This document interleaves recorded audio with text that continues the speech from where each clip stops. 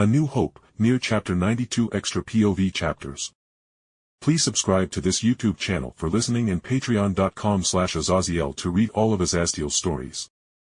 Ozpin was sitting in his office with both his right hand Lady Glynda Goodwitch as well as his left hand in his wetworker Qrow Branwen as they went over Jake's information as Ozpin had hurriedly called upon his confidants, feeling the all too powerful familiar feeling of excessive amounts of magic being used. Oz, why do you even think it was the brat, and why does it matter? If anything, it would just attract Salem to him instead of trying to have her operatives finish off Amber. Qrow groused as he was being run ragged trying to find the people who had attacked the Fall Maiden Amber in her travels. Because such an outburst of magical power means he either was enacting some kind of grand ritual that could have done God knows what. Or he could have even been fighting her operatives or possibly even Salem herself. Ozpin sharply responded as he messed with his computer before sagging in his seat and folding his hands in front of his face as he hummed in thought. Headmaster, you received the news? Mrs. Goodwitch asked calmly, and the immortal old wizard nodded as he leaned back in his chair. Yes, it seems that whatever he did he accomplished it, as his mission was declared a success and one of his ships will be retrieving him and his team, Ozpin responded before Qrow snorted. Kid's smart to have whatever crap he wanted to do, be hired by a third party, but he and those androids rely too much on their control over cyberspace and neglect to focus on mundane forms of espionage. And even androids don't care about a dusty old crow flying into their factory to check what they are doing.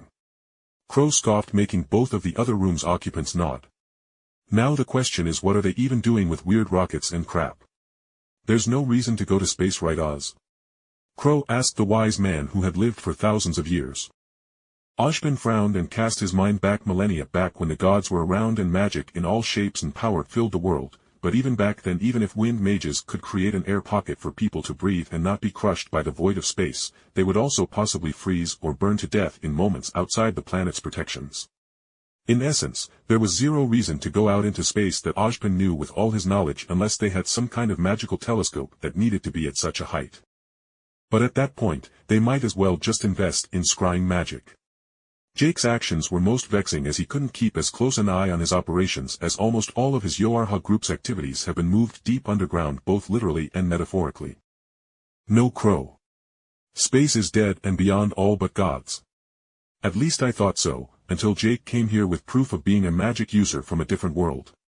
So, I cannot say what he has planned, but we have made a deal for him to attempt to deal with Salem. And until he makes his attempt on her, I won't pressure or needle him until I can find out his worth. Ozpin said coolly, as at this point, he was more than willing to trust a foreigner to the world. With his own magical system, as Jake had even offered, just throw his bitch of an ex-wife into the void of space or even between dimensions. Well, with Vital Festival being a couple of months away, it's likely her agents will rise to the surface to try to make a distraction to find Amber if they haven't gotten into Beacon somehow anyway, Qrow said, groaning as he popped his back when he stopped leaning on Ozpin's desk to take an audible chug of whiskey from his large flask. Anyway, Oz, I don't care if the kid's your silver bullet for Salem, but if he gets Ruby or Yang killed, I will be taking his head with my scythe. Qrow threw out as he morphed into a black crow and flew out an open window. Ozpin dully stared ahead in his office without even responding to Qrow's warning. Because in the end it hardly mattered to him. He was old, tired, and frankly, although he was willing to believe Jake had a bit of a chance with his magic system that was foreign to this world. But Ozpin had hoped for millennia to find a way to deal with Salem, only to fail every single time, as not even the conceptual power of destruction held in the Relic of Destruction couldn't kill Salem, as her immortality was tied to the concept of Grim within this world via her dip in the Grim pools that birthed all the Grim on the world. Until every Grim pool was destroyed, which was impossible as they supposedly went down to the world's core, and every single living Grim was destroyed, which was also impossible as they could even slumber for decades in caves or just in the middle of a field, so plants and soil will make a hill out of them. Only if those conditions were satisfied would her immortality lose its power. But with Jake's ability to just throw Salem off the world, that had potential. Ozpin tiredly thought as he sighed, taking a hearty drink from his own mug. Glynda, please try to approach Jake to see if he is willing to give you a status update about our deal for my assistance. I have given him much support in resources and making Vale's council look the other way, but have received little in return. It's time I got some repayment. Ozpin ordered his headmistress to, who nodded in assent as she pushed up her glasses. Very well. What should I press for in particular? She asked respectfully, and Ozpin huffed. Tell him I want a free membership. I know little kings and conquerors like him. He is going to have something to appeal to the masses, and with his background it's obviously going to be something big. As he needs to amass more resources to do whatever he has planned for next. Should he give me a free pass to whatever he is doing, I will essentially get a backstage pass into whatever he is planning for in the future. Ozpin spoke confidently as he dropped his metal mug onto his desk with a solemn clanging noise. Salem was bewildered to say the least. She knew every flavor of magic on this world, and such a magical outburst that she could feel across the world was nothing she had ever felt before. It certainly wasn't her pathetic ex-husband's decrepit and fading magic, and it most certainly wasn't the deathly wail of one of her previous daughter's souls that were made into Ozpin's precious maidens flaring their magic before they moved on to another host. Most vexing. Has one of the gods left some kind of backup or done anything at all? Salem pondered as she stood at the edge of her tower overlooking the blackened hellscape that was the Grim Lands. Salem looked to be a middle-aged woman with snow-white hair and ivory-pale skin with black veins crossing all over her body under her tightly clinging black dress that had red highlights throughout it. Salem just stared off into the distance as she pinpointed the relative direction of the magical outburst before her face creased into a frown as she realized that the destination was certainly within the land surrounding Vale or even within the blasted city itself. With a flex of her will she called upon a seer, an abnormally docile Grimm that she had created that could carry a piece of her consciousness across the world so she could speak to her servants. And with a flicker a magical hologram showing her newest pawn already kneeling on the ground as the image cleared.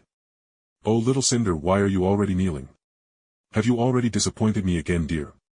Salem spoke with sweet saccharine poison dripping from each word, making Cinder's form shiver in place, and in turn Salem's infernal red eyes tighten into slits as fury and disappointment filled her. "What did you do, Cinderfall?" Salem softly hissed as Cinder looked up resignedly as she began to speak. "The White Fang operatives I have recruited have been gutted due to their independent action in raiding an unregistered military bullhead factory that was obscenely defended to the point of incredulity, leading to many casualties, and even after I burned a couple more members of their cabal to death as a warning to stay in line. Most have fled the Vale chapter of the White Fang." Cinderfall tried to excuse herself in these actions, but Salem just took in Cinder's form as she jabbered on. Cinder was of course a beauty, a pure femme fatale, as she had been trained and actually molded by Salem's magic to reach her very peak of beauty to be of further use as Salem's tool. Cinderfall had long black hair that was as black and shiny as pure darkness or even the sky, even light was shone on it. Her body left nothing to complain about even for the most chaste, as her curves were shaped to be within the range of perfection to fit upon frame her so she may ply secrets from men and women alike before silencing them. Salem then softly spoke as she cupped her face. "Cinder, I gave you 2 tasks. Finish retrieving the maiden's power and of course, bringing me back the relic held somewhere within Beacon. Messing with the animals doesn't seem to be in line with those desires." Salem then leaned forward closer to the seer so Cinder could properly sense her distaste at her fearful form. "Quit with your power games and infiltrate Beacon as you were going to do in the future, and along with those previous tasks you will also be searching for recent disturbances along with any odd things that happen around Vale. I will also be sending Tyrion to Vale to make sure you get into Beacon within the week."